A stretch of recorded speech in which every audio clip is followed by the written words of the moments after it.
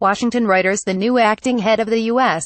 Consumer Finance watcog is reviewing whether Wells Fargo Co WFC.N should pay tens of millions of dollars over alleged mortgage lending abuse, according to three sources familiar with the dispute.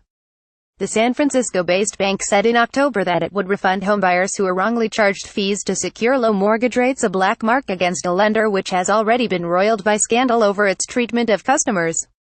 The Consumer Financial Protection Bureau (CFPB) had been investigating the mortgage issue since early this year, said one current and two former officials. The agency accepted an internal review from Wells Fargo and set settlement terms in early November, said the sources, who are not authorized to speak about internal discussions. But that matter and roughly a dozen others are in question now that Mick Mulvaney, the agency chief tapped by President Donald Trump, has said he is reviewing the CFPB's prior work. Richard Cordner, the former CFPB director who initiated the Wells Fargo action, approved the terms of a possible settlement before stepping down, said the sources.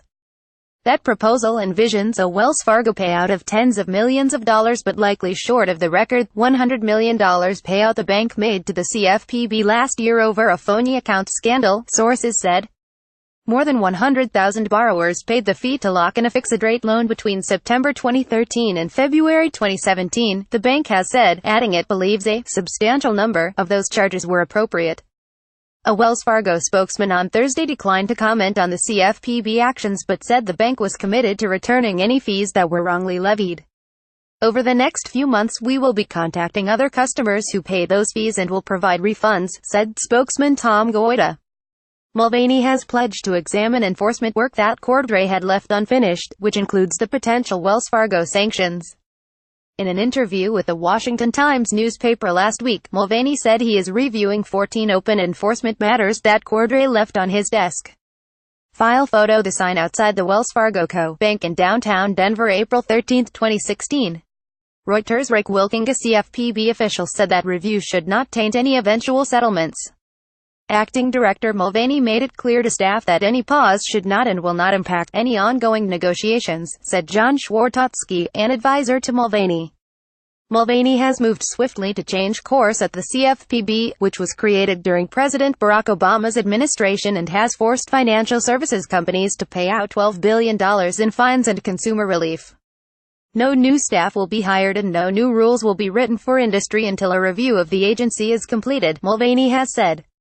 File photo. Office of Management and Budget Director Mick Mulvaney speaks to the media at the U.S. Consumer Financial Protection Bureau (CFPB), where he began work earlier in the day after being named acting director by U.S. President Donald Trump in Washington November 27, 2017.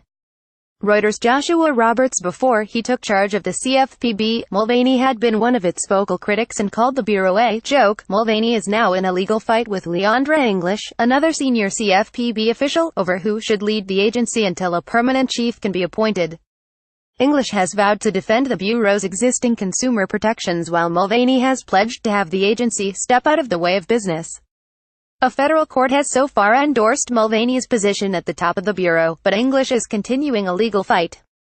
One of the CFPB's major achievements was the $100 million fine it levied on Wells Fargo last year after it was revealed that staff were opening bank accounts without customer consent.